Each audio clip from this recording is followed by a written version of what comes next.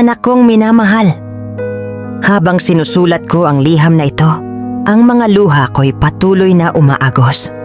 Naalala ko ang iyong pagsilang, ang iyong mga unang hakbang, ang iyong unang salita, ang bawat sandali na nagpuno sa aking puso ng walang hanggang pagmamahal.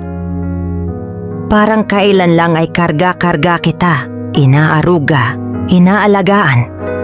Ngayon ako na ang nangangailangan ng iyong pag-aalaga. Ang aking katawan ay nanghihina na, anak. Ang aking mga buto'y tila gumuho na, ang aking mga matay nanlalabo na. Ang aking puso na minsay puno ng sigla ay unti-unting nanlalamig. Ang mga alaala ng ating masayang nakaraan ay tila mga anino na lamang lumulutang sa aking isipan. Natatakot ako, anak. Natatakot sa aking pagkawala. Hindi ko kayang sabihin kung gaano ako nasasaktan na iniisip na baka hindi na natin maulit pa ang mga nakaraang sandali. Ang mga paglalaro natin sa parke, ang mga kwentuhan natin bago matulog, ang mga yakap na nagpapalakas sa aking loob. Mga alaalang gusto kong makasama ko habang buhay. Hindi ko hinihingi na ikaw ay magtiis sa aking mga kahinaan, anak.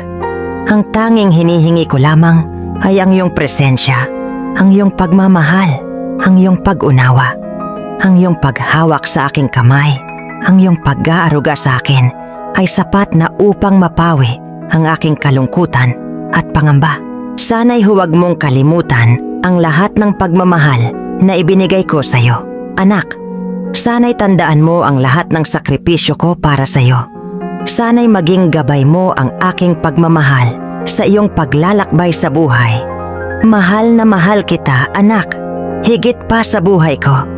Iyong ina, ama na lubos na nagmamahal. Nanay, tatay.